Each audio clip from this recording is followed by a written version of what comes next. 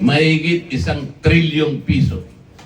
Hindi karaniwang magnanakaw ang gumawa nito. Ang magnanakaw ngayon, nakabarong. Tanghaling tapat. Tatanungin mo sila, ano Ping? Is this person who was arrested in the Philippines? Kasi po kapag ang chinek, no, ibabalik siya. Anong gagawin natin sa ating bansa? Ang pera ng ating bansa ay nilimas. The National Treasury was ransacked. Alam niyo po yun. Mahigit 1 trilyong piso.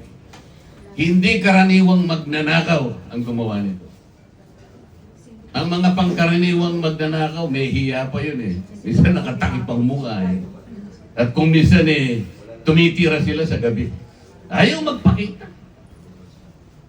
Pero yung mga modernong magnanakaw ngayon, nakabarong.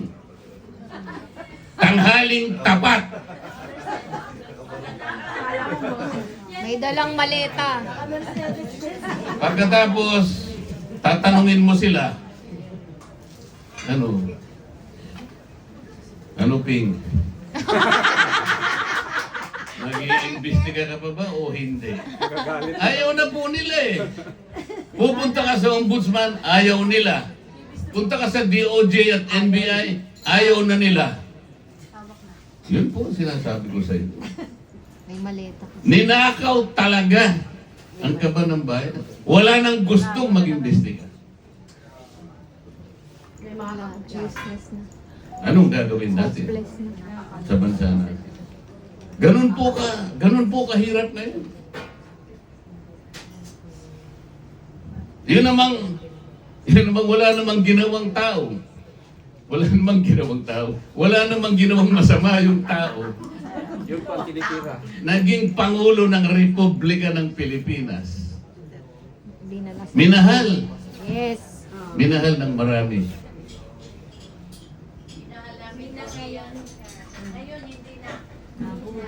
Pinuhudas. Isipin nyo naman.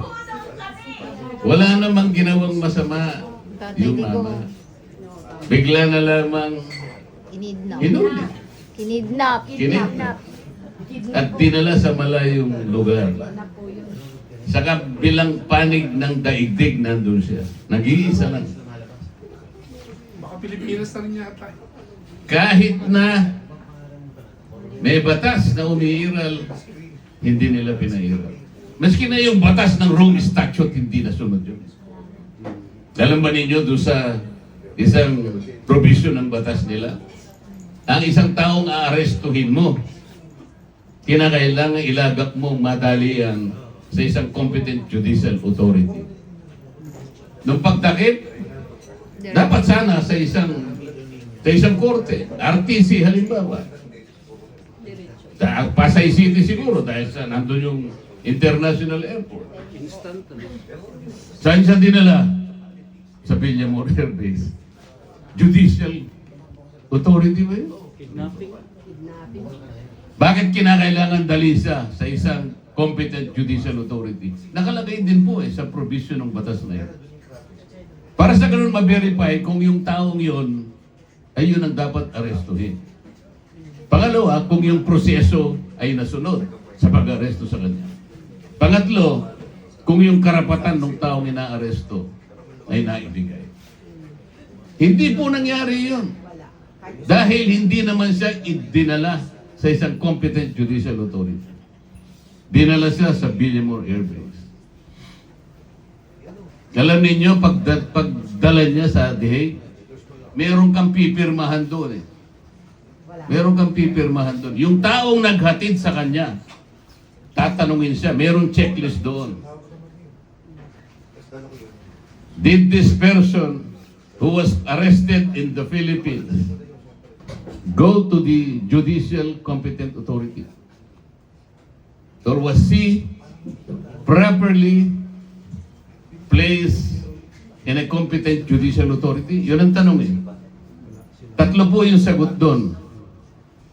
Yes, no, I don't know. Dahil hindi naman siya dinala talaga sa anumang korte, dapat ang chinek nila ay no. No. Kasi po kapag ang chinek no, ibabalik siya. Nakuha ko po ito, nagtapat sa akin yung tao na nagdala sa kanya. Ang nilagay niya, I don't know. I don't know ang nakalagay. Yun ang chinika. Sabi ko sa kanya, bakit sinabi mo, I don't know? Sa totoo lang po, kanya, hindi ko rin nga alam kung dinala siya kasi malaki po yung building at halos 5 oras po yung pagitan. Pero nagkukulmari ka lang. Aminin mo na. Oo. Aminin mo na. Kung nilagay mo kasi no, Naibalik. ibabalik nila talaga. Alam nila eh. Alam nila yung katwiran. Pero nandun na yun. Nakalagay doon sa kanilang section 59, nakalagay doon. Yung dalawang bagay yun eh.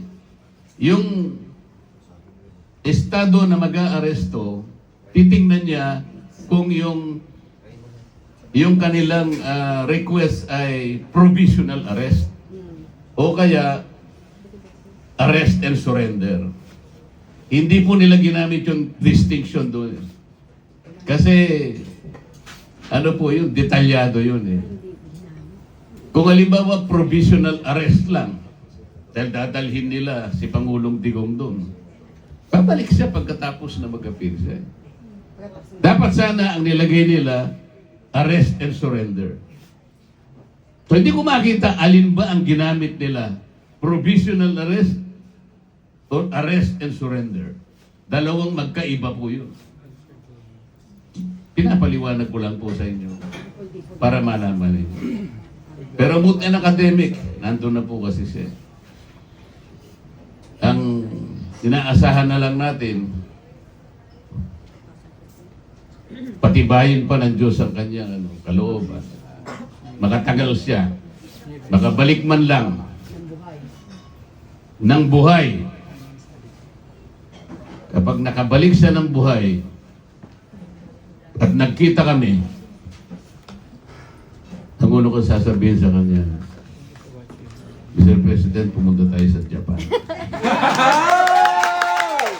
Ang daming naghihintay sa iyo doon. Kahit anong mangyari, ayaw nilang bumitaw. Talagang ang pangalan mo ang sinasabi nila. Kahit ganito na nangyari sa bansa natin.